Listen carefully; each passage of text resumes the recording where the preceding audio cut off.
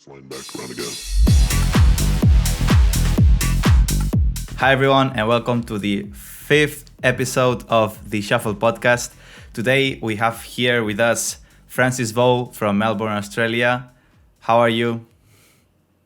I am good. Thanks for bringing me onto the show. It is definitely a pleasure. It's my first time doing this. I'm so excited. So let's talk shuffling. So, for people who may not know you, because you're a really old dancer from all the dancers active right now, who are you? And introduce a little bit yourself to the people who don't know you yet. So my name is Francis, and I am a Melbourne Shuffler of 14 years. This year is my 14th year of doing this dance, and I started in 2007. And for some of the people that might know me, will remember me for one of those videos that they saw in those big compilations, and it was a backyard shuffle in my fat pants to a song called Stereophobia.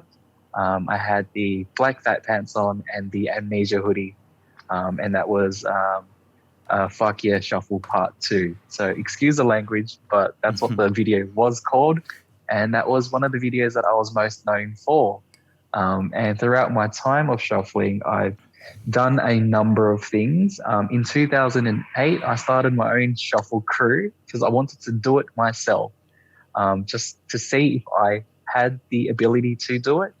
And the crew is still running today. So I've just shown to myself that, yes, it is possible and anybody can start a shuffle crew.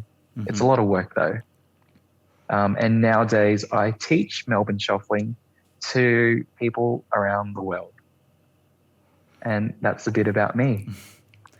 So this is your 14th year into shuffling. This means you were from the 2007 generation. And for the people who know Melbourne Shuffling and who are in the game many years ago, maybe like me, who I'm from 2014.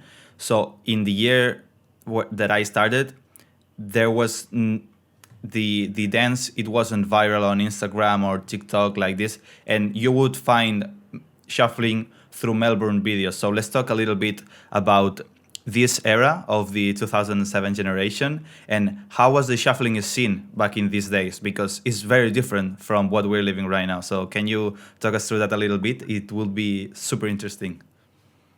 Oh my God. So where do I even begin? So there was so much hype and energy around the Melbourne Shuffle around 2007. And the funny thing was, at that age, I would have been 16. So I would not have gotten into the clubs, and I didn't go until I was 18. I waited. That's the legal age to go clubbing here in Australia.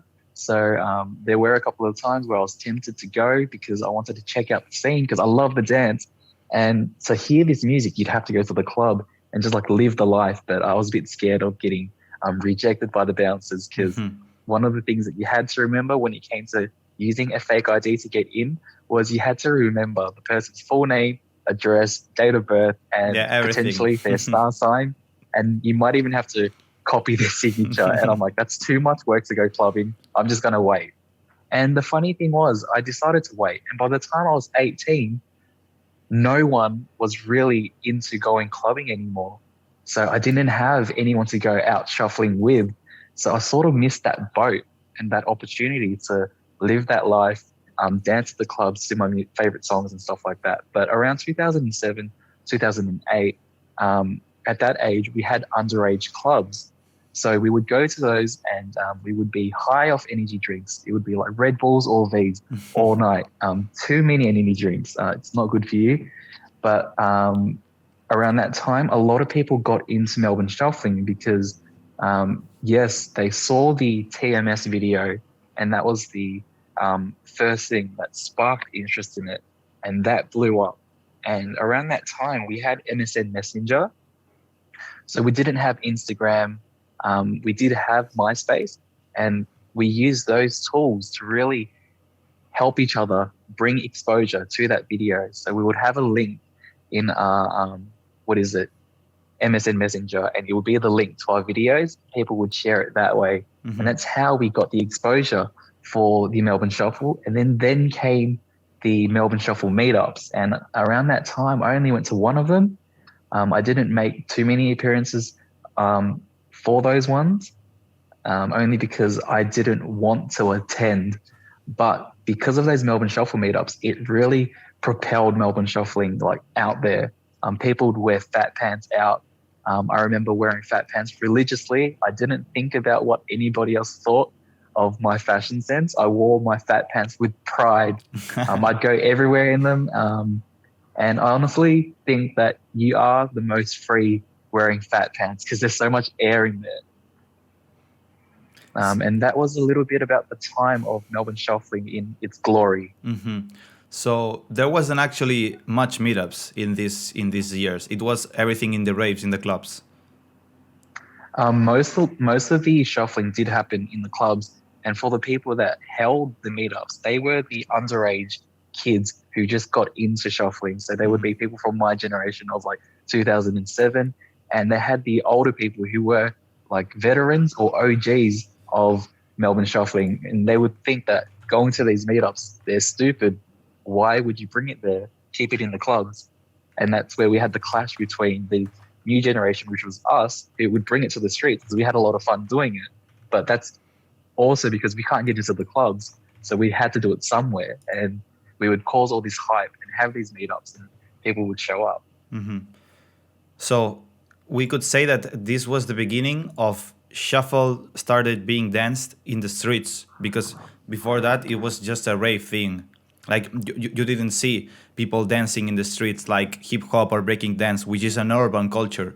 Shuffle dance was a rave and club culture and dance, so it started there. But then when, as you say, younger people can't go because there's an age limit that if you are under, you can't get in. If you want to dance, there's only one side left, which is the streets. So Yep. how was this scene in the shuffle scene? Because it was like people is taking a rave thing to the streets. Now it's pretty normal, but back in the days, it's like if you tear something apart from what is the real movement and you start taking it to another path.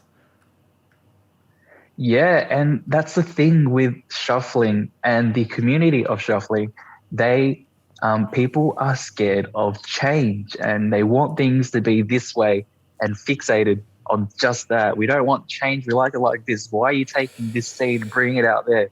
Well, have you ever thought about the fact that we can't get in? That's why we have to do it here.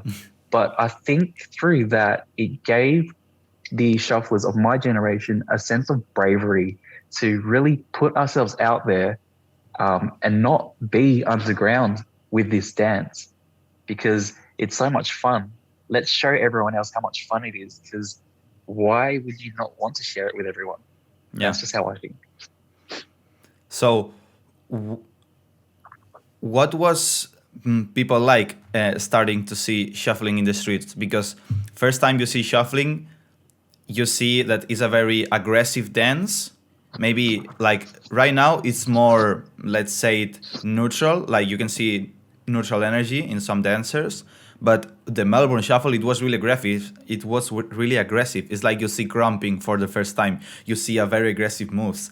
So how was people seeing shuffle in these years?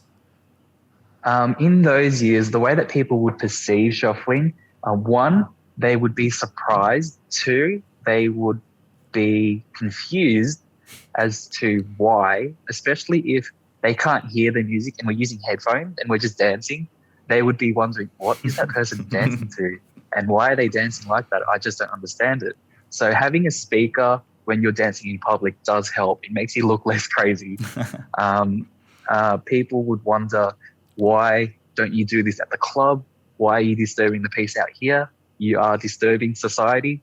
And they wonder, like, just keep that in the clubs. You're disturbing the peace and everything, and it's annoying. So there are mixed feelings about dancing in public, but in comparison to what it's like today, people love seeing anybody express themselves in whatever it is that they're doing. So there's more appreciation for it today than there was back then. Yeah, I understand that. Like even today, sometimes you're playing music in the streets and you're dancing, and not every time, but I also get sometimes people come to me and say, you don't feel like you're disturbing, like you're being molest to the people who live here who may be resting and where, and it's like 5 p.m. in the evening, and here in Spain it's like a very normal hour to be making noise in whatever place. So I guess it's something about people who doesn't understand dancing, or like if your country doesn't give much spaces to dance, like for example, I don't know, some open studios maybe for young people who can't go anywhere, or can't rent a studio by themselves. So this maybe could help to people to not be dancing always in the streets, but anyways you will end up dancing in the streets sometime. So I think it's something about the people of how they see dancing. Like some people say like, oh, it's an art, or they are doing a sport maybe, or they are entertaining themselves. Some people go running, some people go dancing, some people, I don't know, play video games, some people go dancing. So, and there's these other people who see dancing as just noise and annoying, an annoying thing for them. So let's talk a little bit of how the Melbourne scene was, because right now, how is the movement nowadays? It's very difficult to understand really what the Melbourne Shuffling is, and also what the cutting shapes is. It's not just about the Melbourne Shuffle thing, but as you are a Melbourne Shuffler from 2007, let's talk about Melbourne. So, what is actually, in his pure essence, the Melbourne Shuffle? The Melbourne Shuffle is a dance in its purest form and in its essence and embodiment of the dance. It's a style of dance that resonates so much with hard style and hard trance. Mm-hmm. Um, you wouldn't see someone try to cut shapes to hard style. I've seen some people do it, and if they do it well, it does look good. But it takes some sort of bravery to be adventurous, to steer away from the norm and bring cutting shapes into hard style. Mm-hmm. But that's what Melbourne Shuffling is a dance, the hard style music and hard trance. But these days, people will Melbourne Shuffle to almost anything. I know for me, I've tried my best to adapt to whatever subgenre of dance music that I'm dancing to, just to see what kind of energy it demands from me, and I will use what I know to adapt. Mm-hmm. So this is very interesting what you said, because you're relating the style, the shuffle style, which is Melbourne in this case, to the music. And you also said that it's maybe it's difficult for someone who is not very versatile in the music genres to bring another style like cutting shapes, which it looks different and has some different things from the Melbourne, to bring it to this hard style. So I think that maybe if you want to like bring one to another and the other way, you need to know a little bit of both, so you can understand what's the feeling, because the Melbourne Shuffle has a feeling like it makes you want to express something really different than what cutting shapes music and music genre styles tell you to express. So what does a Melbourne Shuffler want to express? Like, what do you feel when you hear this hard music, and what do you want to say with your dancing? Okay, so when it comes to Melbourne Shuffling, what I'm trying to express, I know for me, is that it makes me feel triumphant. Like I can do anything. When it comes to dancing to the music that I shuffle to, most of the songs that I dance to gives me that feeling or sensation like I can do anything.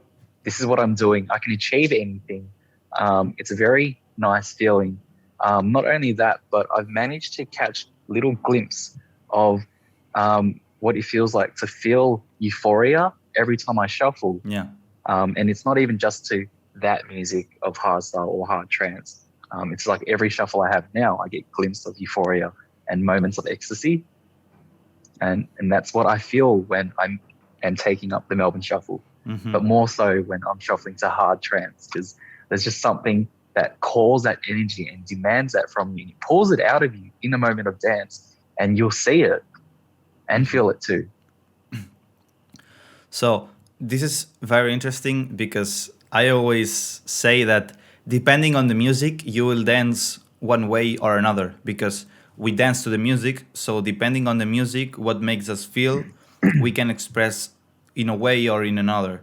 So for me, this is the main thing about the shuffle styles, not just about Melbourne or cutting, but also to the Russian style, to the Kali style, to the mass style. So I think that every style got because the music that was playing in those parties or people in the streets, it made them dance in a certain way, and this is how the styles started to develop. And what do you think about this thing that happened? Because in the podcast number 3 with Luja from Brazil, he was talking that in shuffle generations, each time there was a change in the scene from shufflers from the 90s, when in the early 20s, when Fat Pants started and new generations, like they didn't like the changes. The same from the 2000 when 2007 generation appeared. Like there was always this cognitive dissonance with the new generation and the new changes. So how do you embrace and think about these changes, because you've been in the game for 14 years and you're still super happy with dancing and with the culture? So how do you approach that? Because shuffle is gone through a lot of changes and is going to go through a lot of more changes. So how can we approach that to keep shuffling many years like you? Well, in order to keep shuffling for many years, you have to stay motivated, and it all starts with you and how you feel inside about the dance. For the people that are bitter about change, I've seen these people be bitter about change, but at the same time, I ask myself, what are you guys even doing? You're not shuffling anymore. So why is it even a problem to you if you're not contributing anything to the dance? Yeah. So what are you even doing? You just complain.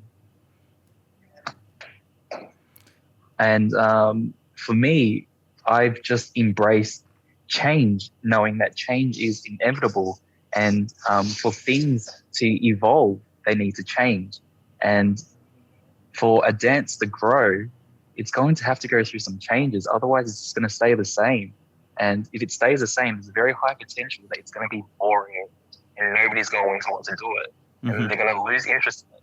And they're not going to see it as being fun. And they're just going to be like, it's been like that for this long and nothing's changed. I'm not motivated to do it because nothing's happening in that scene, which is more of a reason why so many people are getting into shuffling now, because there are so many options as to where they can take the dance. Yeah. Like today, I want to cut some shapes. All right, I can do that, and that's fine. Let's try Cali today. We have options, and you can take this dance wherever. Whether you start off in cutting shapes, you move on to hybrid, and you move into other styles, no matter where you go, you'll always have a home in shuffling. Mm-hmm. And there's also right now maybe you see some video and you like the choreography and you want to learn this choreography, because there's also teachers who teach these choreographies, and maybe if they are interested in keep learning about the dance and the culture, maybe they end up going to other teachers. So there's also this choreography option right now for starters, because back in the days, or you like the dance and the music, or there's no way you get in the culture, in the movement, because it was only this option: going to the clubs and the raves and like this atmosphere and this culture. So I agree that right now having a lot of possibilities, it helps to bring people to the movement. So I'm really good with that, and it's very interesting what you said, that people who is complaining more is who are doing the less. Because I I ain't doing anything, man. because I see people who wants to change things, they take action and they are working, they're creating projects, they are trying to spread the culture. It doesn't matter the follower base they have. I've seen people with little Instagram accounts every day sharing things, telling people, and this is why I start watching these people, because they have a cool message for shuffling and I'm interested in the culture, so I'm going to follow them. And right now I'm starting to follow a lot of people that I see them active and doing things for the community, because I want to know almost everyone who is doing the movement. Also because I need to know that, because I want them to spread their word even more and bring them, for example, to this podcast. It's not just for knowing what they're doing. So I recommend that if you feel that something is wrong, you need to do something about it. Just complaining, it will remain the same. Everything will remain the same. Which is so true. And some people are so addictive to complaining. It's a really easy pit to fall into and very hard to get out of and catch yourself doing it. So it is a bit of a toxic trait, and some people can't seem to snap out of it, and they just like to complain, and it's just part of their DNA and wiring as a human person. Mm-hmm. So, for example, right now I feel that the shuffle styles, it's not that they're dying. It's just the dancing is taking a more general path in its culture. Like, you don't go to shuffling. Many people doesn't discover shuffling through just Melbourne or just cutting shapes or just Cali or whatever sub style. They know it as shuffle, as a general dance. But I know that it's very important to know the culture, to know the Melbourne, to know the shapes, to know everything. So for you, because right now you're teaching in Melbourne, how important for you is to, even if you embrace like the movement as a whole, which I think is the right approach, how important is to you to keep teaching this specific Melbourne shuffling, because it's what you're doing right now. And right now I'm in one of your programs for the Melbourne shuffling. So I wanted to live the experience. And how important is for you doing that? I actually think it is so important that I pass on everything that I know to everyone, because there is a chance and a possibility that one person out of everyone in that group will take what I've taught them and pass it on. And that's all I ask for from any of my students. I don't pressure them to do that. I just hope that they take what I teach them and pass it on. And then that creates some sort of ripple effect and chain reaction, so that by the time I'm done, someone out there is still teaching the things that I've shown them. Yeah. So it's incredibly important, so important that this style of shuffling does live on, because the element of how balanced, smooth, and powerful it is, and the traveling and movement is something that I don't see in other shuffle styles. And this is why I resonate so much with the Melbourne Shuffle. Yeah, this is something very characteristic from the Melbourne. All this traveling and smooth and sliding. This is super Melbourne. And right now, for example, the shapes style is more on the side. It doesn't need to be this way, but most of the people learned this way. I think they need to take these Melbourne elements of traveling so they can like have a push boundaries within their particular style. And I also think that everyone who is been in the shuffle game for a long time and who has a say, and not because they're a lot of years into the movement, but because they've lived a lot of things and they've learned a lot of things along the way, like you. And for me, it's really important to pass on this information, because shuffle culture has had a very poor documentation for knowing the history and the culture.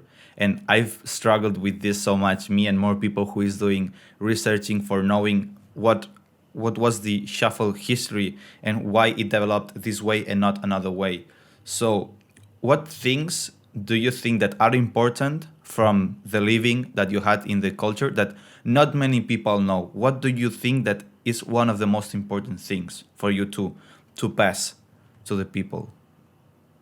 One of the most important things that I feel like is a must that I have to pass on to people is to inspire change from within and shuffle from a place of love and understanding. And then through that, there would be less conflict and drama within the shuffling community. And then through that, you can better spend your energy with contributing to the movement or to shuffling to make it a better place, a better world for shufflers and other people to join in. So this is like an incredible message because you've been shuffling for so long, and I understand why you've been shuffling for this long is because you found this place of being super good with yourself, of you found like this love in the shuffling movement and not just a battling within the different styles. So this is something that you talk in your book, which is the next topic that we're going to talk right now. Because recently you released a book, is on your website. It's called The Peaceful Shuffler. So let's talk a little bit about this book right now. What did inspire you to write this book? And now we're going to dig deep into the chapters of the book. All right. So, what inspired me to write this book was one night I was laying there in my bed and I'm thinking to myself, man, there's so much drama in the shuffling community. And like it's always there. I see it. It comes in waves, comes in waves. And every time it comes, I just sit there. I'm like, what are they arguing about now? Oh, okay, I see what the problem is. Okay, now do I join in the conversation? Don't worry about it. It's not important. Go do this. Go dance. It's fine. They're going to be arguing about this for a long time. Okay. And then the next thought was, all right, wait, shouldn't you help out somehow? Okay. Should I make an Instagram post? Nah, let's give them something that they can hold on to for the rest of their lives and put a piece of me out there into the world that people can have. And for as long as there is conflict and drama in the shuffling community, this book will always be relevant. So I thought I would share the things that have helped me maintain inner peace amongst all this chaos and conflict. Mm-hmm. So let's talk about the book right now. It has, if I'm not wrong, 14 or 15 chapters. I don't remember the number about of... that. I don't remember it. I don't remember it either. And yes, it is my book, but that sounds about right. So there was a lot of things that shocked me because I didn't know you before reading the book, and I started to know you a little bit better throughout reading the book because I saw Boombox posting an Instagram story that you had this book, and I said, okay, let's give it a read. It's a shuffle books. I'm really interested in shuffling, so let's go. And I started reading, and it was you weren't talking about just the dancing or moves, or it was super deep, like spiritual, let's say it like kind of this way, because it was a lot about finding your peace with the shuffle, to not be arguing for stupid things, that we need to share, we need to embrace everything, all the changes are good for shuffling. And reading that you were a 2007 dancer, reading that you were saying cutting shapes is shuffling, I was shocked because not many dancers from 2007 or after, even after, embrace this. So, for this specific topic, what do you think, and what led you to this conclusion? Why do you think that cutting shapes is within the shuffle umbrella? And how do you get to this conclusion? So it was, I don't remember the actual year of when I first saw Cutting Shapes, but I've seen the evolution of shuffling from Melbourne all the way to LMFAO, and then after that into Cali. No, Malaysian fell there somewhere after 2007, around the same time. But after LMFAO and eventually Cutting Shapes came into the picture, I looked at it and I'm like, is this really shuffling? And for a long time, I was in denial. I'm like, oh, I don't think it's shuffling. It's its own thing, really, because I don't see the fundamental moves that I have in Melbourne Shuffling. Mm-hmm. And I remember at one stage in my life, I released a design for a hoodie just for fun, and it was Anti-Cutting Shapes Club. Mm-hmm. And I found it funny, but not a lot of people did. They're like, Francis, that is so not right. And that's not the kind of energy we need in the shuffling community. I'm like, guys, relax. It's just a joke. Like, if you can't stand it, then, don't contribute to it. Like, I'm not hating. It's just for fun. Like, Yeah. it's a troll. Anyways, I scrapped that design. Too much hate. Didn't want to deal with it. I no longer have that anymore. And that was just like a phase that I went through. And I thought it was going to be funny, but it was only probably funny to me and like a small group of people. But it wasn't until 2000 and was it 2018 that I finally came to terms with the idea that, wait, Francis, I think cutting shapes is shuffling. I know the world doesn't think that, but you think that. Should you share that? No, maybe not yet. The time's not right. And the reason why I came to this understanding that cutting shapes was shuffling was I then saw the umbrella, and the umbrella is shuffling.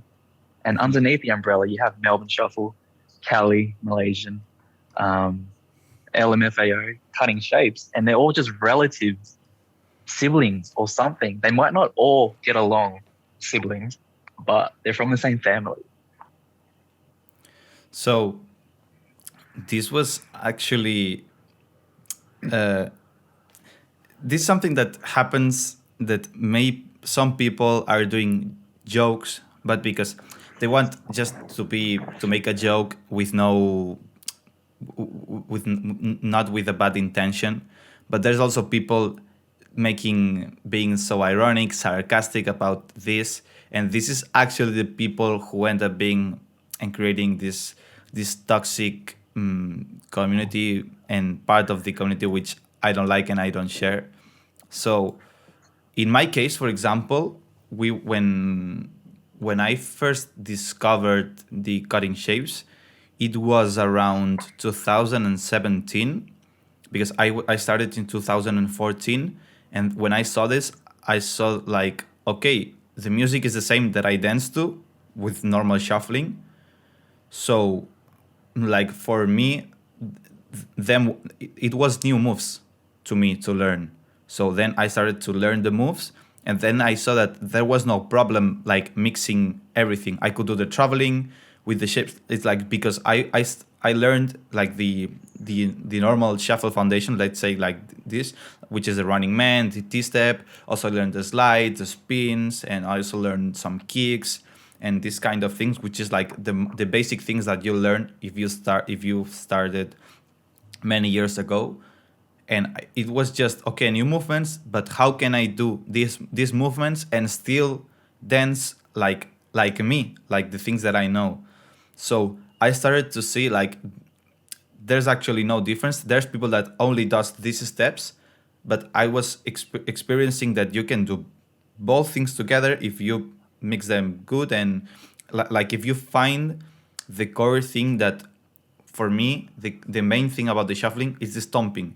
It doesn't matter in cutting shapes. There's more hopping, there's more jumping, and if for example in Melbourne Shuffle there's more sliding and swiveling and traveling, but they both stomp.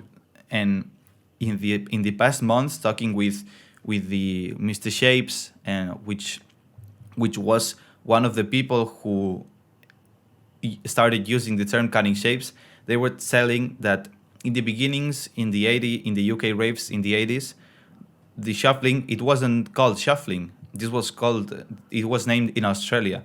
It was called dropping foot. And dropping foot is literally stomp because you drop your foot. So for like understanding everything like this is a more recent conclusion, but the stomping is the main thing in shuffling. Like you can use them with sliding and shuffling, like dragging the foot, or jumping a little bit for hopping, for staying like having this upper groove or moving more around. But the main thing, it's the stomping. Like we stomp a lot in shuffling. We emphasize the stomping every step we do. It's not just about some step that have stomping. We have it on everything. So it doesn't. I was feeling that it doesn't matter if you cross your feet or you do it straight, that you're stomping anyways. So for me, this was like the common element and the main thing, the core thing that is for me, because I don't have to think about changing to one style or another. I can just dance, and whatever comes up, whatever the music tells me to do, then I can do it. But it is a tough topic, because back in the days also cutting shapers, they were saying, no, we're not shufflers, we cut shapes. And that's where it gets a little bit confusing for some people, because like if the people who cut shapes don't define themselves as shufflers, that makes it harder for them to get an understanding of where they stand in all of this. Yeah. And one thing that I find that bugs me a little bit is that when someone would post a cutting shapes video and they would hashtag Melbourne Shuffle, and I would watch it and I'm like, where?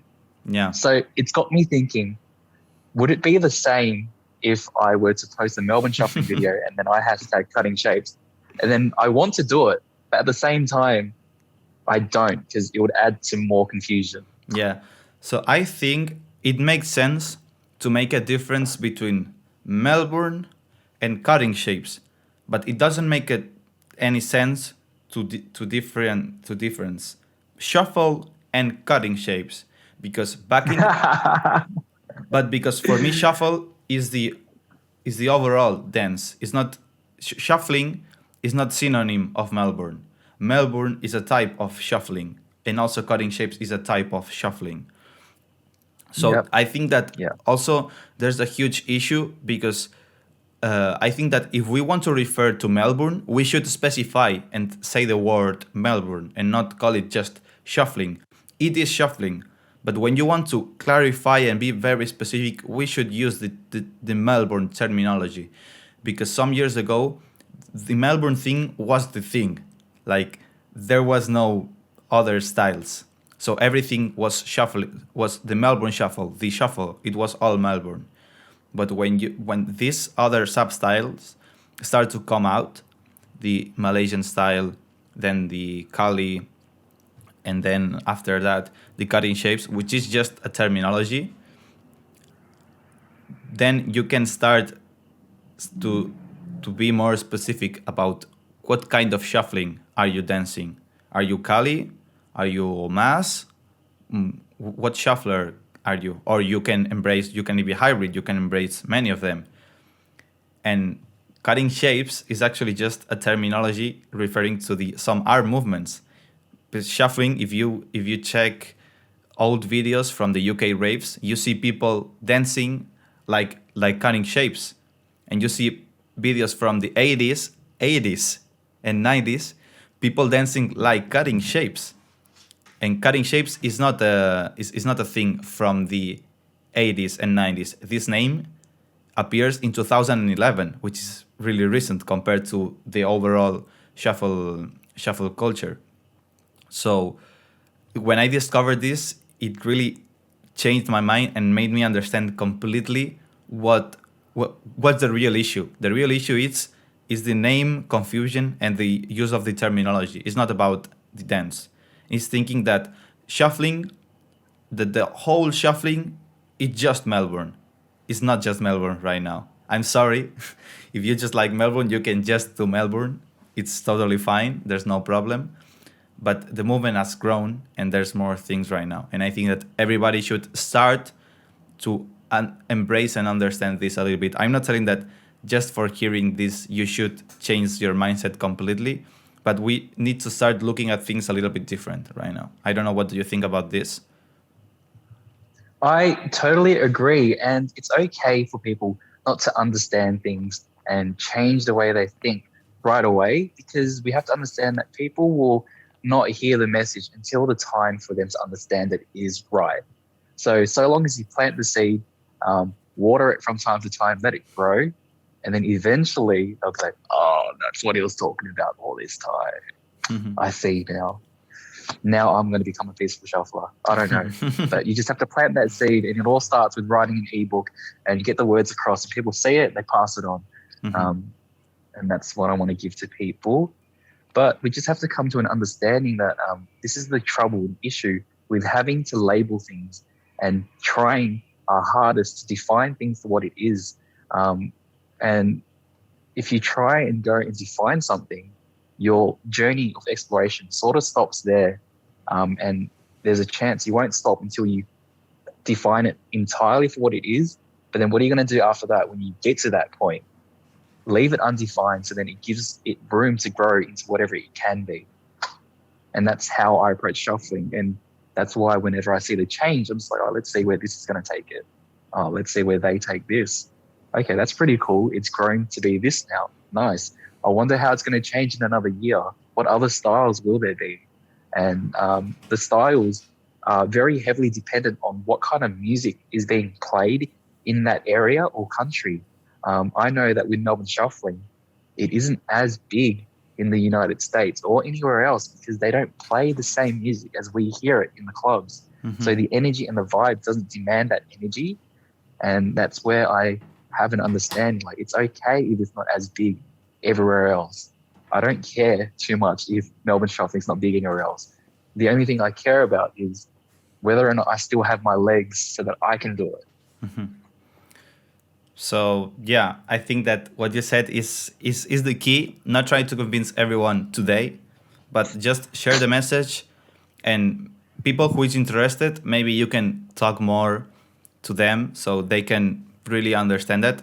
Just yesterday, I was talking to a Russian friend who I met when I went to Russia in 2019, and we were talking about the movement in Russia, and they make a difference so hard between shuffle and cutting shapes. Like, they treat them as very, very different dances.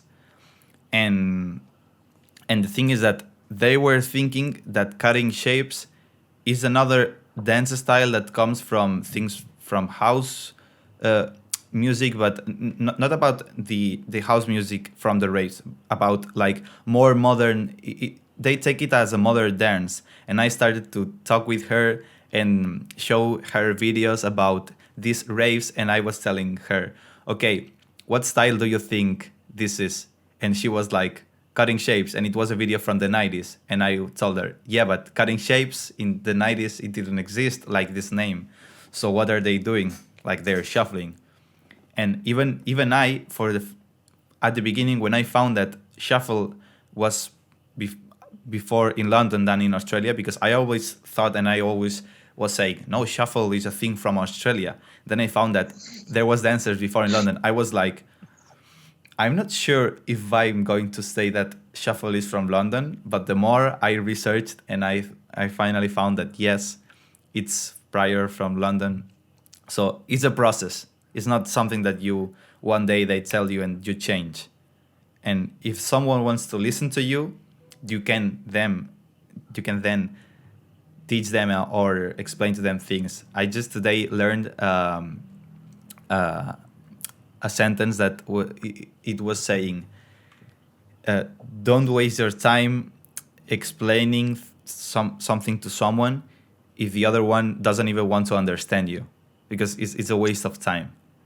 So if someone You're so right. yeah, if you're in an argument about this topic and someone even doesn't want to try to understand, why would you bother to explain all the things you know and all the research you've done if this person doesn't want to understand and wants to remain with his thinking and his approach? You can't do anything. It, as you said, it needs to come from inside them to learn these things. Okay. Which is so true, and that's something that I hope for everyone to find. And that's the only way that you're going to change people, and that happens with them. And it all starts with inspiration, nothing forceful, just inspiration.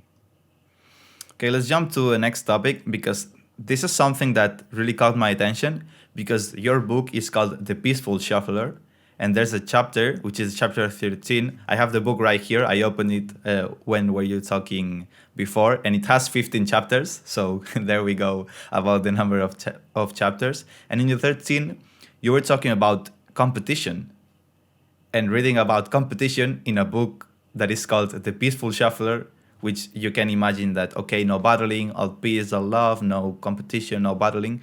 But you were talking about the healthy competition. So what is for you a healthy competition, and how could it benefit to the movement and to the dancers?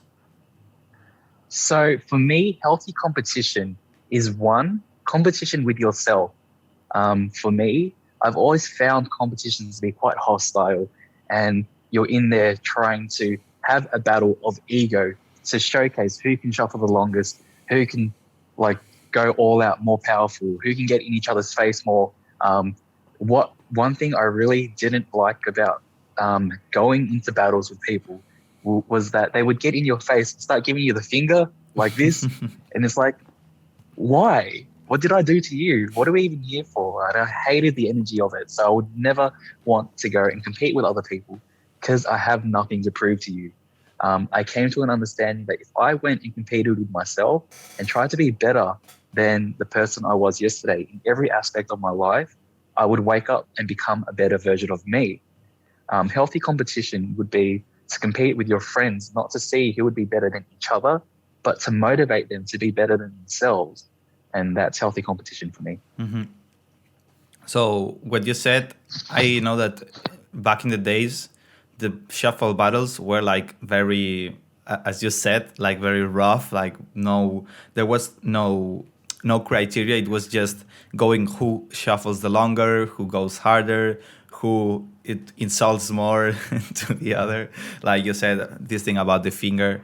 So it remembers me to it reminds me about breaking battles, which are they are super competitive. Like breaking, for example, in competition, they go super hard and like no friends, no nothing. It's just battling and beating and being the best. So I see maybe in breaking there's more an if you take competition like this, maybe the ego takes a big part of this battling scene. But for example, right now, I'm not talking about all the shuffle competitions, but I'm talking about the competitions that I organized, me and more people here in Spain. And we started to see that bringing the competitions like the normal dance competitions with pre-selections with judge who have good criteria, and then battling with a bracket and having good judges and motivating people to go battling not for the winner, not for being the winner. Obviously in a competition there will always be a motivation about winning, because it's not just about okay, let's have fun. It also is for having fun, but it's also a way of challenging yourself to see how far can I get into this competition, for example. And it happened something really cool, which is that people, they wanted to keep going to competitions because everyone was hyping them. Like there was a really good atmosphere and it was a great experience for the people, and it was motivating people to learn more, to go to the next events. And not many people is getting mad when they lose. I guess someone maybe gets angry or whatever, but this is just an ego thing. If you lose and you get angry, it's just ego. It's not about yourself. It's just about the thing you performed in this moment. So in Spain, competitions did really good. They are really healthy, and most of the people, including myself, they take competition as something to motivate them to train more, to practice more, and to challenge themselves. Obviously, you compete with other people, and in the moment you want to win and you want to do your best in the battle, but like there's not many people like doing these finger things. And like there was, for example, some dancers doing this in the first competitions, and everybody was laughing at them because they were saying, man, this is not battling. Like because we see battle as dancing, like talking through dance, not just doing this with the with your hand. And this was stupid for us. And because everybody was laughing about people doing this, there's not many people that does that. And when they do something like this, it's bad seen because they are not really dancing and trying to talk and compete through dancing. They're just insulting or disrespecting, and this is something that we don't embrace and in battling. So I don't know in Australia how big is the movement, but how would you see a competition, for example, taking place in Australia right now in this community? There would be no competitions in Australia, honestly. Um, Australian shufflers have no interest in proving anything to anyone. Mm-hmm. They simply just all want to dance. Mm-hmm. And that's why nobody in Australia competes. You might get the odd one person who might show up for a competition just because no one else is doing it. And they think, all right, you know what? I might as well give it a try, see how far I get, just to see if I can better myself and improve.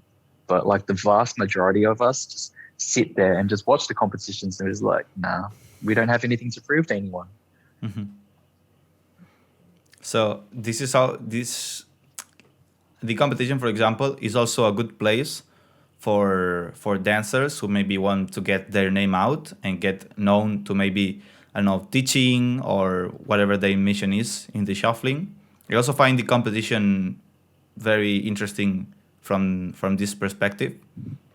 I don't know, what do you think I about do this? find it I do find it interesting from that perspective because it is a good way to gain exposure, especially if you're trying to grow your social medias and stuff like that. You're trying to get yourself out there to establish yourself and build yourself because these are the things that people have to do these days to gain exposure. If you're not paying for ads for your Instagram, your social medias, you'd have to enter competitions and enter a lot of them.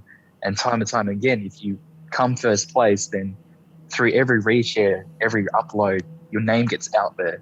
And it's not a bad way to gain followers. Mm-hmm. And I can understand why some people would choose to do that, especially if they have the mindset that they have nothing to lose. Mm-hmm. I also, with when you said that, it brought something really important to my mind, which is that I also, I don't know if this is like the specific reason why they don't battle. They tell me it's not, but I don't know. I don't know. But I find that, as you said, that if you don't have nothing to lose, you battle because you don't care if you lose because you haven't lost anything. It was just an experience and a way to improve your dance experience and your knowledge and your motivation maybe too. And I see many people who have a lot of followers who don't end up competing really much. And in Spain, as I said, it's really healthy. Like if you lose, they don't laugh at you. Like they applaud you, and it's super cool. But many people doesn't battle because I think that they feel maybe that they have something to lose. Like people sees them as a really good dancers. It doesn't matter if they lose or they win. They are still the same dancer. You know, like if you lose or win, it doesn't make you a better dancer. It's just you went to this competition and you performed good, or someone performed better than you. So I see that sometimes people think that if they have gained, I don't know, some respect from the people and they lose, they're going to lose the respect, which I think it doesn't make sense, at least to me. You only can win for going to this because you grow in experience, you grow in in this way of going out of your comfort zone because it's also really out of what we are used to. And also battling is not like a super popular thing worldwide yet. So even now, competitions are not this big thing that if you lose, you get people start seeing you like, oh, he lost, he's a bad dancer. Like only one will win. So everybody is a bad dancer unless one. It doesn't make sense to me. And that's where we have to change the way that we approach these things and take away the idea that even if you are well known in the community and like it's okay if you lose, at the end of the day, it either comes down to one, your performance, and two, the people that are judging you and what you're being judged on. And that's basically it. Mm-hmm. Yeah, and this thing about the judges is super important too because uh, in my case, which I've taken part in competitions, organizations, it's really interesting the process of choosing the judges, because right now, seeing the shuffle as a whole, you can have Melbourne shufflers, you can have cutting shapers, you can have more Russian style, you can have hybrid, you can have people who is from other styles, like hip hop or popping or whatever, and they learn shuffle, and then they have a really particular way of shuffling because they have more tools, because they have resources from other dances. So the people that we place to judge the competitions, they need to be very, first of all, open-minded. So they don't see like, okay, you're cutting shapes and I like Melbourne, you lost. It doesn't, like, they don't even pay attention to this. So it's also really important thing for us, because what if they are all the judges shapers or Melbournes, and the other people that go and perform their style, they maybe don't understand it or don't like it, and they're not going to vote it. So it's also really tough to have someone who is really open-minded. Like I don't think there's much people who could judge uh, like a big competition, for example, having a lot of experienced dancers. How would you approach, for example, judging a competition in your case? Like how would you see this, or you wouldn't be interested? I just happened to be a judge for WSC. Yes. They, yeah, they asked me to come be a judge for that. And I'm like, oh my God, okay, yeah, all right, I'll be a judge. I've never done this before. And because it's for the region of Asia and Oceanic, Australia, I thought, you know what? I'll do it. I'll be a judge. Let's see how this goes. And then I thought about it. I was like, oh my God, this was my chance to enter a competition. And now I can't because I'm a judge. I would have wanted to go and represent Australia and make the country proud, whether they care about it or not. That would have been the first time I entered a competition. But coming back to your question, sorry, I get sidetracked It's okay. quite often. My head just keeps running. But to get back to your question, how would I approach judging? And honestly, like you said, you come in there with an open mind and you judge people based on their skills, their abilities, their performance. I'm not going to be biased and just turn a blind eye to the shapers and think they don't exist or anyone else. Like I want to give everyone a fair chance. And like, what do you think, for example? Because right now I see that there's people that makes a Melbourne Shuffle competition just based on Melbourne Shuffling. They also make competitions just for cutting shapes. And there's also shuffle dance competitions. Do you think that is correct to make a different and specific competitions for these specific styles, and it should be named properly, or do you think that all the competitions should embrace everything?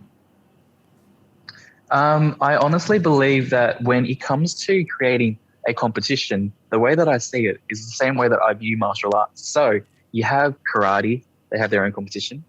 You have taekwondo, their own competition. Boxing, their own competition. So you get the idea. Yeah. So you do the same thing with shuffling. Melbourne Shuffling has its own thing. And at the end of the day, you have mixed martial arts. They can all come in together to compete, see who reigns supreme. That's where you have the competition that brings all the shuffle styles together. So you support, for example, having a general shuffle competition, which you can go and do hybrid style, Melbourne, cutting shapes, whatever style do you dance to. And you can also have Melbourne competitions or cutting shapes competitions. But I also think that this is correct, but we need to be very specific and clear about this, because if you call a shuffle competition and just call it shuffle, and then you only allow Melbourne, or only like you give preference to Melbourne and the judges are all from Melbourne, then it's not a shuffle competition.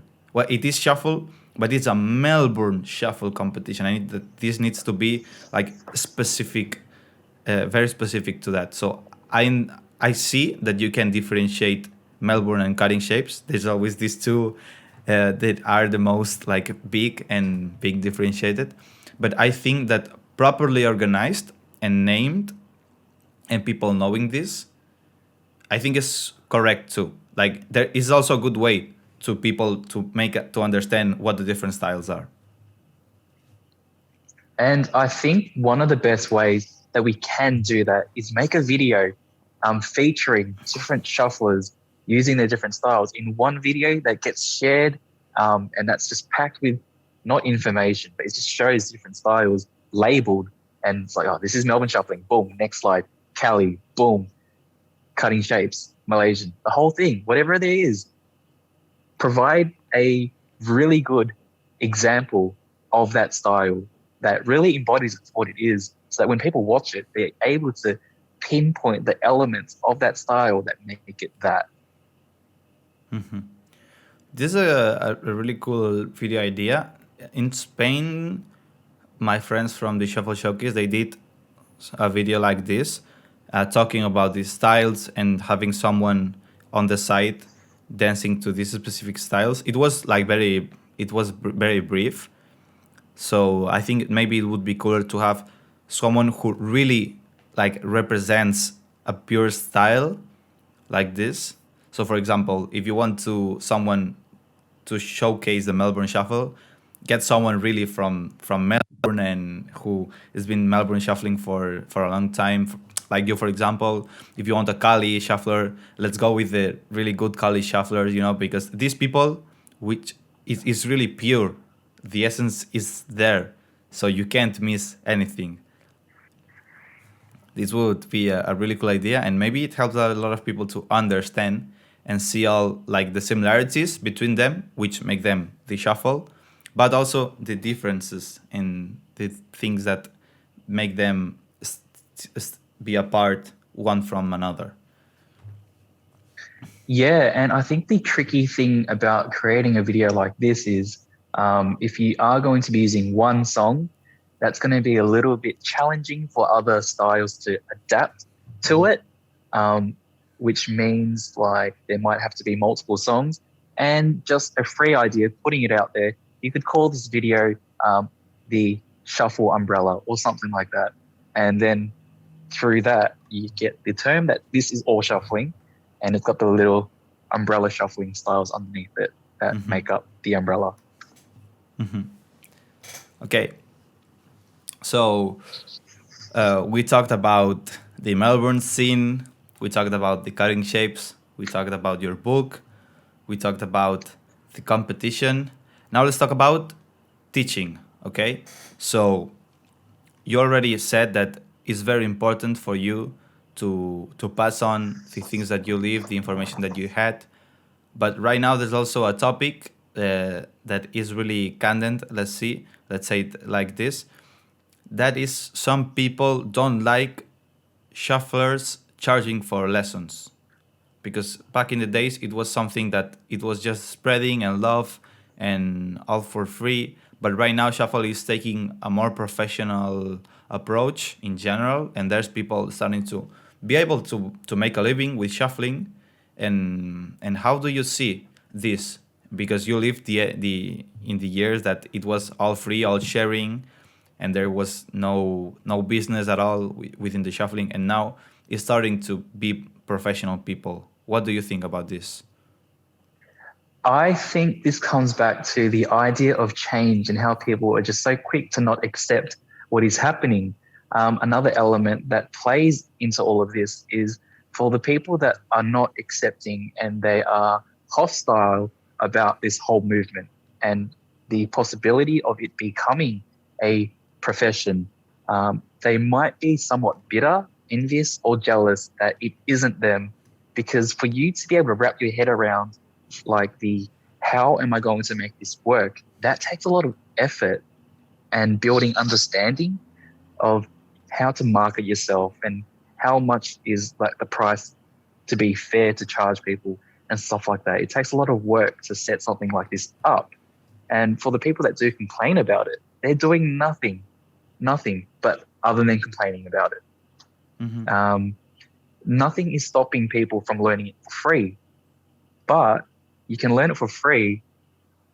But if there's someone that you want to learn from and they have classes and the opportunity is there,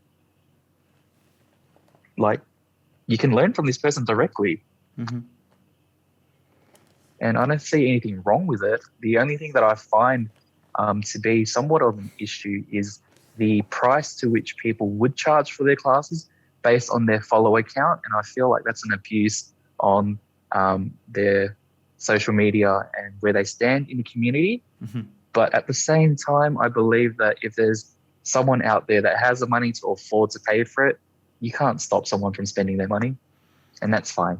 Yeah, I think there's two main elements. Well, this is that come to my mind right now. It's not something that I have established, but maybe if it's someone who is really mediatic and a lot of people knows knows this person and want to live the experience of having a class with them, is like when you meet someone famous.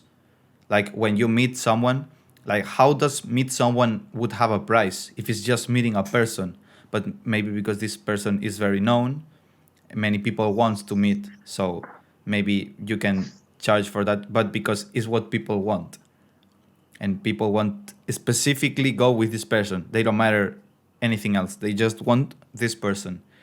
And there's also a way of being able to charge more, which is all the experience and talent and knowledge that you have. Like all your experience can justify that you're charging more than someone who maybe is 2 years into shuffling and wants to start teaching in their city or their town, whatever.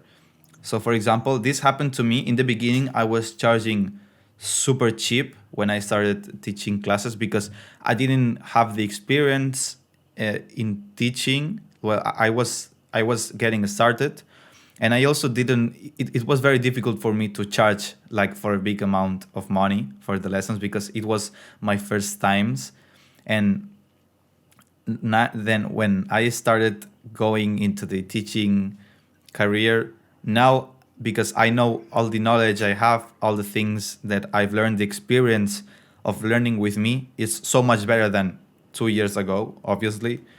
So right now I feel more comfortable and I feel secure of why am I charging this amount. It's not that my classes are super expensive. It's not this way, but I'm charging quite more than in the beginnings.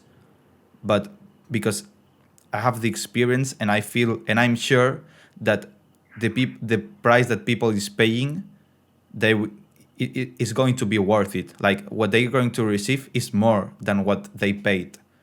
So this, I think that this is a rule that we need to have in mind if we are teachers and we're charging, that the people who pays, they need to receive a perceived value and learn things that are more than this amount for them. Because how do you see, or how was your path of teaching for classes? Because right now you sell programs from Melbourne Shuffling, but I guess that in the beginnings you were teaching free or not charging or charging so bit of money. So how was this process for you of starting and then Okay. getting to what you are today? All right. So how this all started for me was I was coming back from my trip from Japan because like coronavirus happened. I'm like, all right. So I was supposed to go on a Shuffle World tour, but you know what? Corona's like around, nothing's happening. Let's just go home.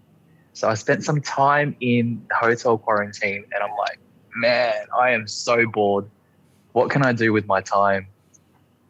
And it's been 1 week, 7 days has passed, and I've just been chilling, watching TV, enjoying my room, looking at a view. And then on the seventh day or so, I'm like, I have a week left and I have all this internet. Let's try running classes. And how do I set this up? So I started Zoom. And how do I promote my classes? Boom, get on Instagram. Do I charge people? Nah. You're here for a whole week. You got 1 week left. Do it for free. See how many people you can bring in.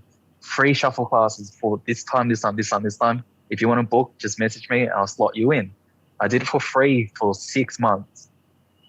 At the end of those 6 months, I decided to charge people, and I started off with $10 US, and that would give you access to 30 days worth of classes. 30 days. You get 30 days to access 5 or 7 days worth of classes. Okay, okay. So So the ten so dollars you was for so you would 1 month. 1 month, and in this yeah, month, yeah, okay. you have 1 month to use it. And because I came to an understanding that people have different timetables and schedules and stuff like that, so it's okay. They're not going to feel stressed out of not being able to make it back to back and back to back to back. But my classes were like laid out like this. You could attend as many classes in that one day as you want, for 5 days. And my God, did that burn me out, man. I did that for about another 6 months. So I did like teaching for about almost a year of running a funny model, thinking that I want to give, and just give. And then it got to the point where I was depleted, lost motivation, didn't want to do it anymore because I couldn't see the worth in it. People would sign up for the classes and they wouldn't show up. I would schedule the classes and then I wouldn't show up. And it took a lot of time to wrap my head around building a program that would work. And that's where I am now. So when it came to charging for the classes, I wanted to ensure that I was giving more and I wasn't just taking and taking and taking from people. I'm not much of a taker. But at the same time, regardless, and despite my years of doing the Melbourne Shuffle, I can't find it in my heart to charge someone so much just to learn how to do this dance. Because, like, as much as people want to say you can't put a price on happiness or peace and love and stuff, well, you can, but don't make it too expensive. Mm-hmm. And that's why I have the program I have now. And it's working for me, and I'm happy with it. People are happy with it, and it's fine. It's also a fact that when the students pay for the classes, they take it more seriously since the first minute. When something is free, you don't see like a compromise from the student, and maybe, as you said, maybe even not from the teacher too, because it's free. There's nothing worth from the teacher if not the wanting to share the knowledge. So for me, paying is not just about valuing your time. Is something that is telling you that the student is really interested and wants to learn from you. If not, this student would not be willing to pay. So this for me, it also is a good signal. So the students I have, I know they're really interested in what I have to teach them. I think this Yeah, is really man, important. for sure. And like everything that I do know in that program, I have gained a profound understanding that I can teach it to you in one class, and that's 1 hour. And I show you everything I know, how I practice and stuff. But it's up to you to then take that and master it, because I can show you how to do it, but it's going to take you a lifetime to master all these things, because I'm still trying to master it. If I'm still trying to master it, how would you get it right away? Mm-hmm. So I think that's what people are really paying for when it comes to paying for classes. You're paying for the experience and the time and dedication, trial and error that they went through to gain an understanding of how everything works, to then understand it even at an even more basic level, to then pass it on to you so that you just get it right away. Mm-hmm. Yeah, it's something really key, because if this teacher has done a lot of researching and has gone through a lot of problems and facing a lot of troubles trying to develop the shuffle and trying to understand more in deep what shuffling is, these people have a lot of insights. Like right now, compared to some years ago, the amount of insights that I discovered working on shuffling, it's huge. Like I don't even can remember all the things. Like I need to be in the classes and digging deep into the things, and then bring all the insights and the topics for the student to understand. But it's a huge thing, because like there's been not many people doing a hard researching and going in deep in why is the shuffling like this. Like many people just, as you said, learn the running man, and yeah, I know the running man. You know how to do the running man, but probably you don't know the running man. Like you don't understand it in, like in the pure essence or why is the running man executed like this? If I want to give a change and do it this way, what element in a specific do I need to change? Like, it's a super, like, I love doing that in shuffling. So I love to go into steps and try to find everything, all the elements, so I can work them and expand them a lot. So I really, each year I find that I know, for example, right now, I think that I know a lot of things from shuffling. The next year, I'm going to say, this guy from 1 year ago didn't know much things. So but this happens because we need to always keep researching and keep working on the steps and keep trying to understand what shuffling is, because it's really new in professional culture in dancing, hip hop and popping, and there's a lot of dance styles which are more complex and more developed within the dance style on itself, not about steps, just about how do they use resources and how do they approach dancing. And we don't have this in shuffle yet. We're starting to have it because there's people working, but it's a lot of work and it's a lot of people a lot of things to discover yet, and we need a lot of people doing this. So I think that we all need to be that acknowledge that we are responsible of developing the style. Like, many people is not conscious of that, but there's right now is a really good moment for starting doing researching in the style and become one of the people who has more deep knowledge about shuffling, because it's really new. Even though you've been 14 years and I've been 7 years in a dance culture is nothing. It's really a short amount of time.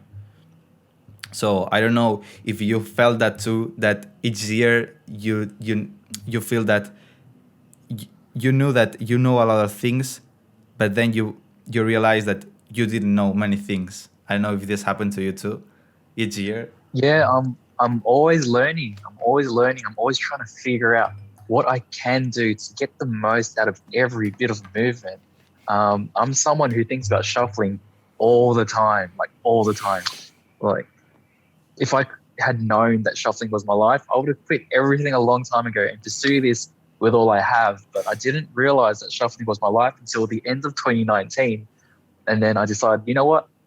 Let's quit everything, travel, take my dance around the world, teach people, meet as many people as you can, do this. This is all you want to do now. And so, yeah, this is why I'm here today, doing everything that I'm doing in my power to bring Melbourne Shuffling to the rest of the world, and inspire people with what I know and how I feel and how I approach this dance and stuff like that. Not only that, but I also want to help people set up their own shuffle schools, because anybody can do it if you are willing to work hard, understand your stuff, and like really know how to teach. They're the three most important things when it comes to teaching, and I'm happy to show people how to do it. And if people don't want to set up their own shuffle schools, that's fine. I would be happy to take them on board, and they could teach my program for me for my brand, like the world will dance with me, and then I could pay the instructors, or either that, or they could set up a donation link, and their students can donate directly to them, and they just run the program for me. And that's another way of having my method and approach to Melbourne Shuffling being passed on to other people. So what was the process of quitting everything and put all your time into shuffling? Oh, so I worked a number of jobs. So the job that I spent most of my time in was teaching English as a second language. And that's probably where my background of teaching comes into shuffling. And it has really helped me be able to speak to students and people in general. And I feel like, honestly, with everything that you do in life is preparing you for where you need to be. So I had to go and teach English. I didn't want to, but I did that for a period of time. But I came to an understanding that I needed to do that. Otherwise, I wouldn't be able to do this all too well. So all those things were necessary. to get me to where I am now. So I was like, you know what? I'm just going to drop everything and find out how I can do this and make this my profession. Mm-hmm. And honestly, I believe that I might just be the first person in Australia to be able to obtain anything from running classes or teaching shuffling. And that's like the equivalent of going to the moon for me. That's something to be really proud of. And being Not only that, but the way that I see it, it's like I'm paving the way and creating a job for myself without having any inspirations in Australia to follow in their footsteps to get it right. Yeah, I feel kind of this way too. Right now in Spain, it's really difficult to just work as a shuffle teacher. I guess I say most of my income is from online lessons. So the online world is helping me so much to keep all my time in shuffling. And as you said, you need to be willing to work hard because I can think about many other things about than shuffling. So almost all my time is put into the shuffling. And when I think of other works and other jobs, maybe I think, yeah, maybe I can do it, but I would lose some classes, and this would be countering my mission in the shuffling movement and giving all the things that I can teach to the people. So this is something that not many people right now is living just from shuffling, but it's really cool to see people who is already doing it for me, because right now I couldn't live just by myself. Like I still live with my family. I'm 22 years old now, and I've been these last years from since when I ended studying. I've been focusing on the shuffling, and right now it starts to look like it's possible. But it's been a long way. It's been so tough because, as you said, you don't have anyone in a specific who is already living just from shuffling, and you can follow the steps. It's like you need to be this one who people will be following.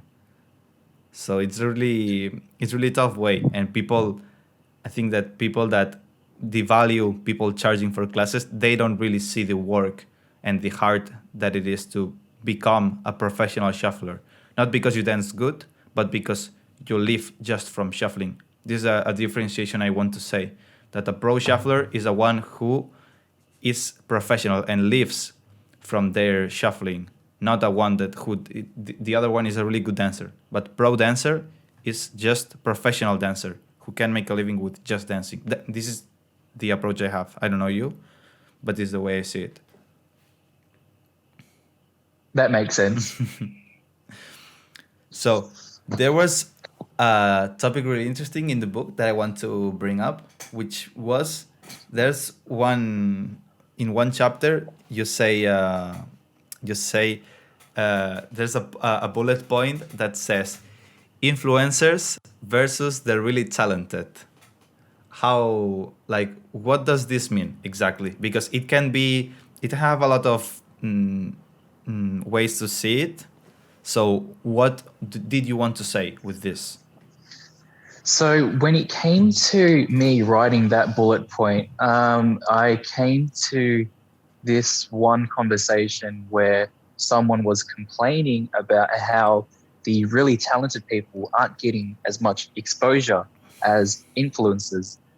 But I was thinking to myself, okay, but have you thought of asking that person if exposure is something that they even want?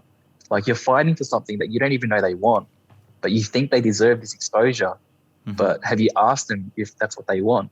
Because if it's something that they want, if these really talented people wanted exposure, they would do all they can to get it. And it just goes to show you, how badly do they want it? Or do they just want to sit there and complain about how they can't compete with influencers?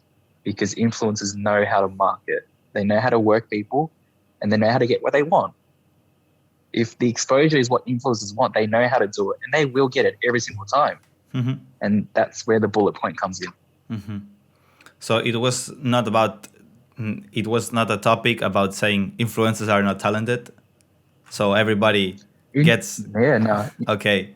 So Yeah, let's no, make. influencers are talented. They are, and they're talented in like many aspects. Some of them are really good with what is it, connecting with their audience.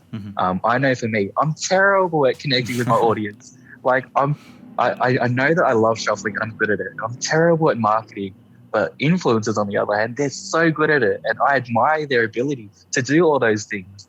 And it takes a lot of energy, and I understand it, and they do it so well.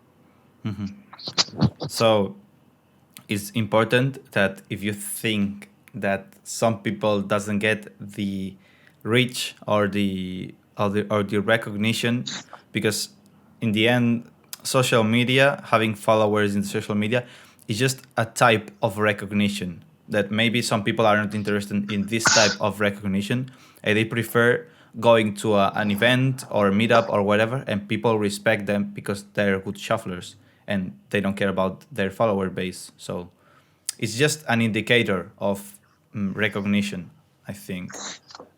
So I and mean, like, if people just want recognition, I mean, you might be doing it for the wrong reasons. yeah, I know it's And that comes to an ego thing. If you're doing it to gain recognition and you want to get respect from people, it's not something that you take, it's something that people just give to you because of who you are as a person. yeah, that makes sense. I know. I always Sorry for cutting you off. no. It's okay. It's okay. It was a really good point. I know.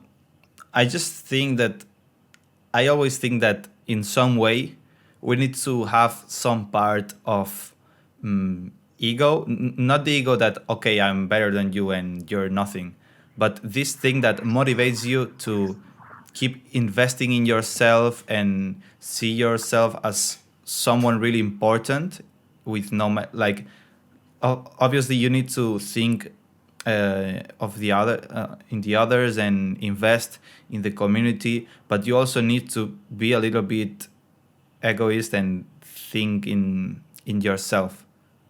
So there's also things that you need to be willing to do just for yourself, I think. Because for example, in my case, when I started shuffling, I wanted to dance because I love the music, and I also thought maybe one day it would be very cool to be um, a very good shuffle dancer. And when people asks for like most of the really good shuffle dancers, maybe I can be one of them. So it's also like a motivation things to keep dancing and keep training.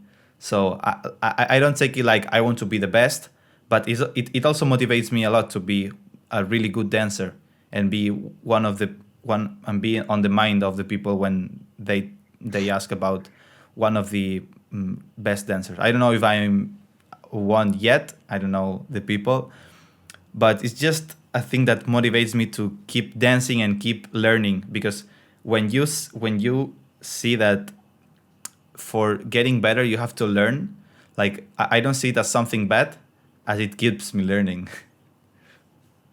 I don't know. That is a good way to approach shuffling.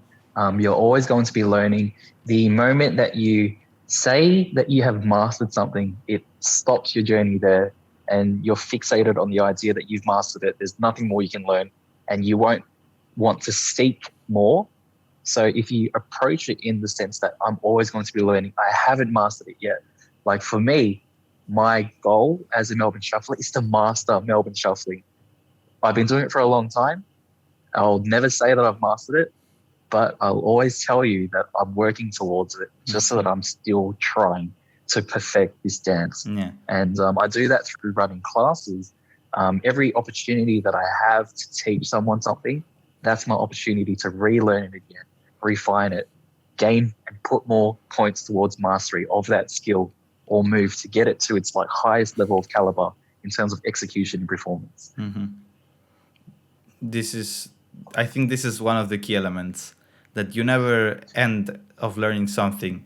I always tell to my students and to people who is learning and starting into shuffling, I tell them the best dancers that I know, what they practice the most is the basics.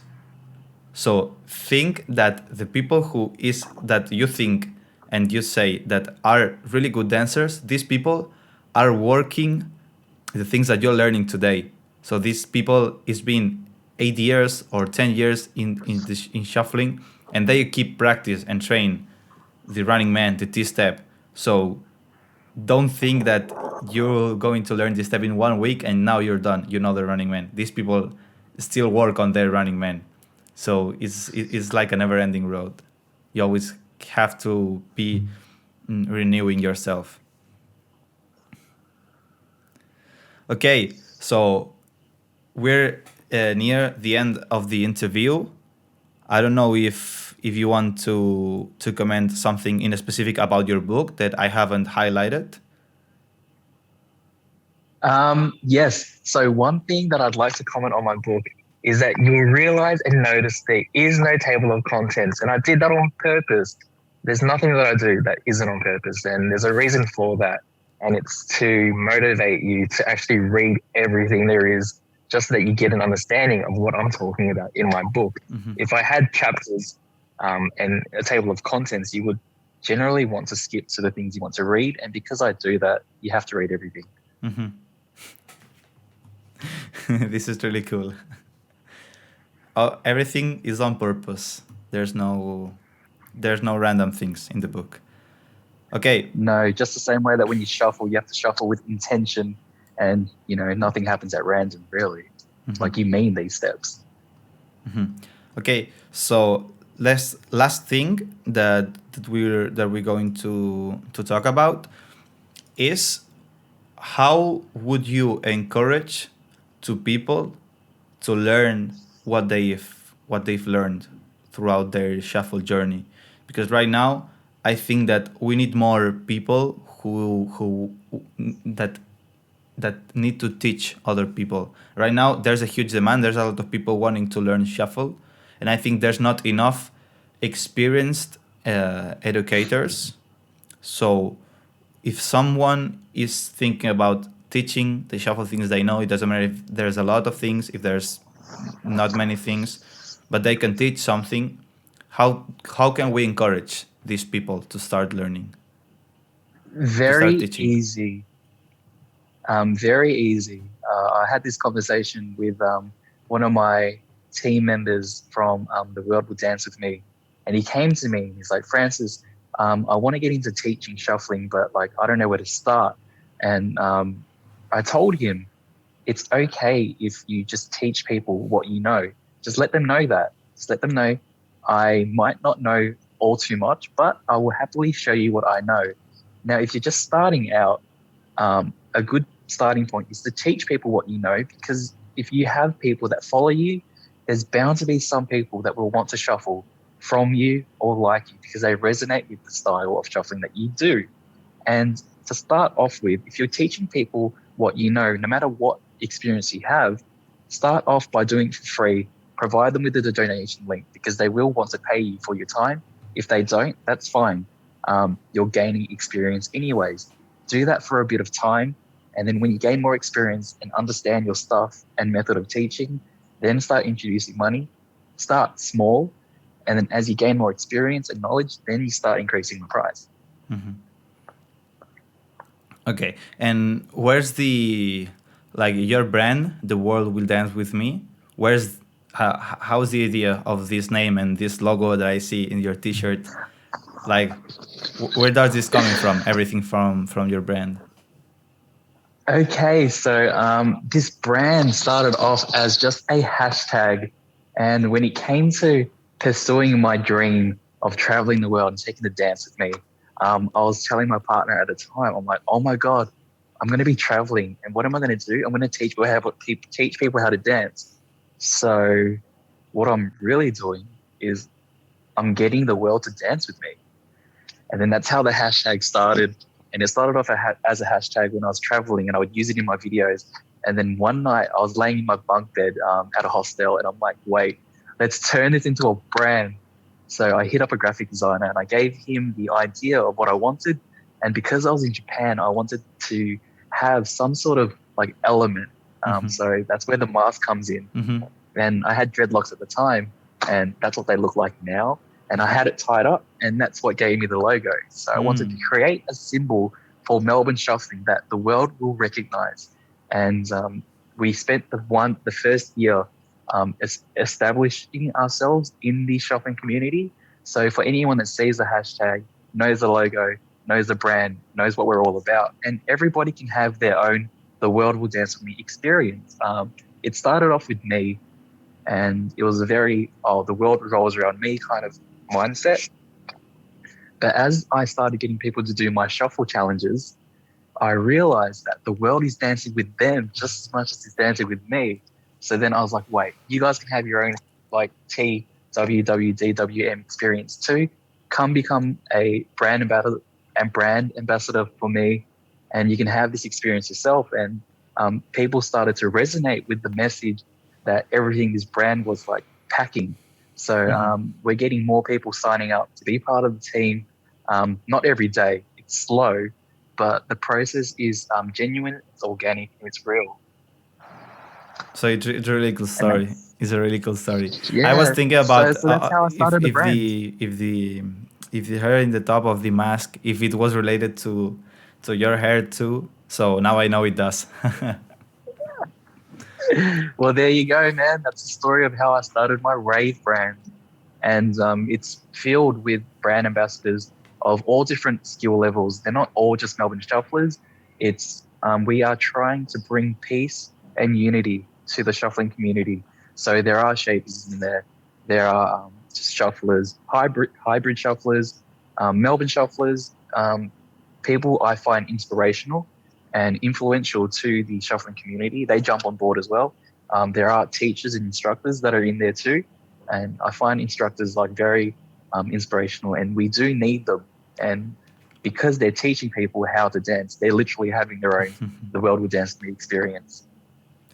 Okay, so I always end the podcast with two questions. Okay, the first one is, what can you share that you have learned recently with the Shuffle podcast listeners? It can be some concept, some step, I don't know, a DJ that you like the sound, whatever you want.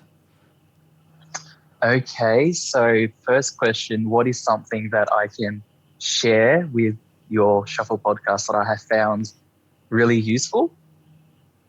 Yes, something that Is that the you question? that you found out recently that you said, "Oh, I didn't know that," and it's very interesting. Okay, bear with me just a moment. You have me on my toes now. What is something that I learned recently?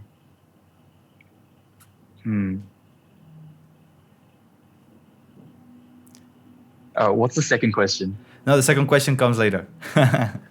Ah, okay, all right. So one thing that I learned quite recently that I haven't really expressed, not until I released my book, was that if we all shuffled from a place of love and understanding, there wouldn't be too much conflict. And not only that, but we shouldn't look at other shuffle styles like they are a different race, just as much as we are all just the human race. We're not all too different. We're all very much the same. Stop trying to put people into categories and then get them to hate each other when we're supposed to be unified. Yeah. And if we all came together to shuffle, I could imagine that the vibe for that would be like amplified. But if shufflers came together to have shuffle battles in the sheer fact of trying to see which style reigns supreme, then No. that lowers the vibrational level of the community as a whole, and it's toxic. Yeah, this kind of competition would be very toxic. Like facing one style versus the other. It's not about which style is better. It's just about sharing and becoming a better version of ourselves every time. Okay, and now the second question that you asked for.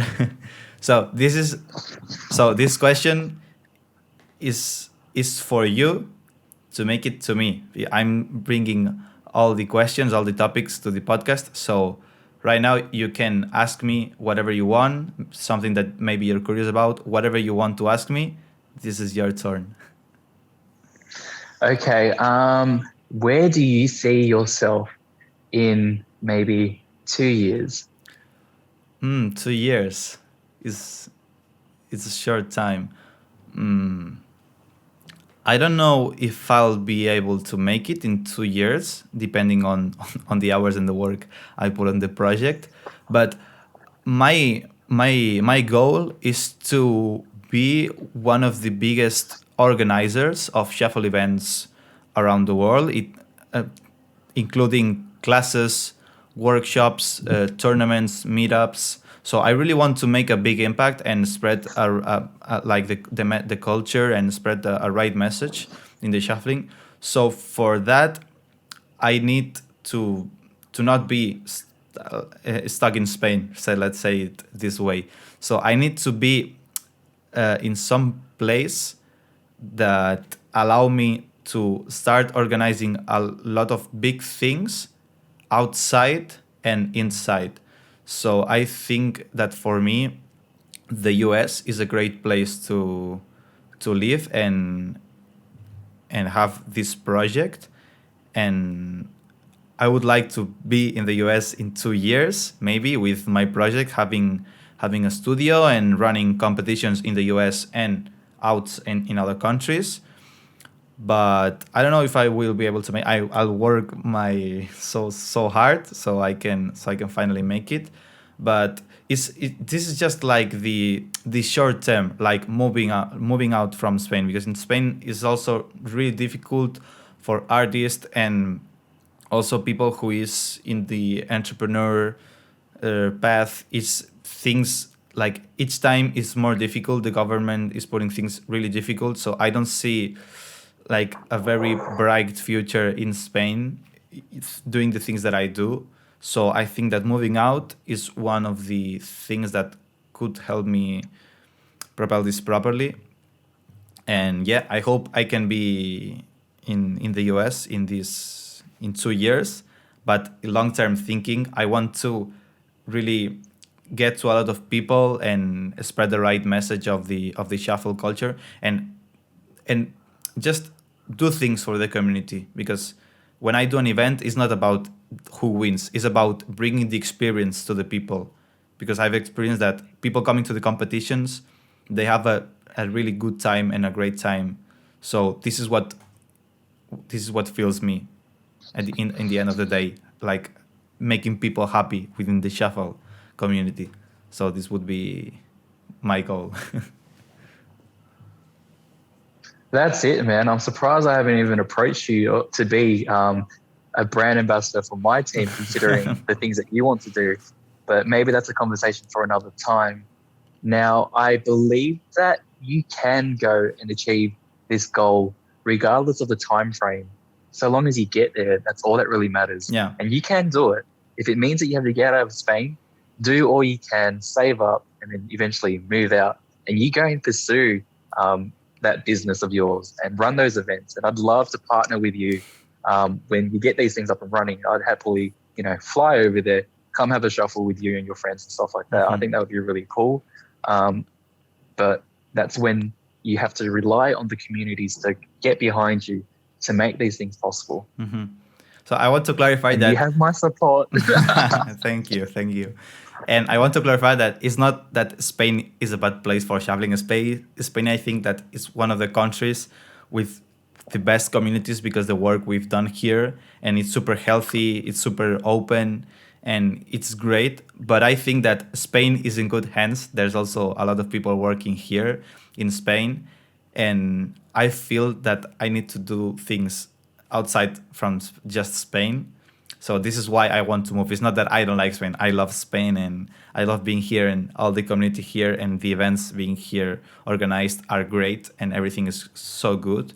But I just want to do more things. I don't want to just do Spain.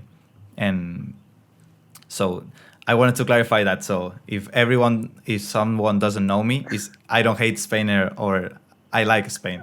Everything is all right. Well said, man. Well said. Okay, so this is the end of the podcast. It's been super good. It's been great talking with you, Francis. It's been so interesting. I hope the listeners found this podcast really interesting too.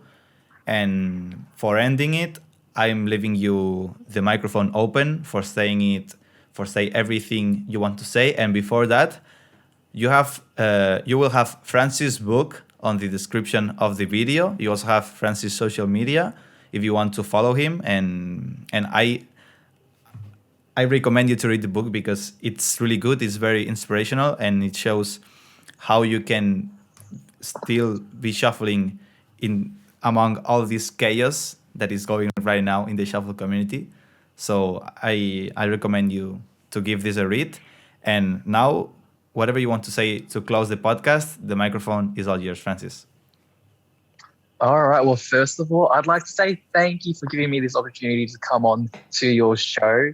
I look forward to seeing who else you bring on and to see how this podcast of yours grows. I find that it's a really genuine approach in terms of how we have conversations about shuffling. And thank you. And before I end it, I just want to say that for every sale that I make on my brand, I donate $1 to plant a tree in the world, making it a greener place for everyone to live in, because I want to leave the earth a little bit greener than when I came in. So that's what I'm doing with my brands, because I have something to give to people, but at the same time, I can afford to donate for something better, like a better cause. Mm-hmm. Okay, and that's all. So thank you everyone for listening. As I said, you can follow Francis down below in the links in the description. And yeah, thank you for listening. Bye. See ya.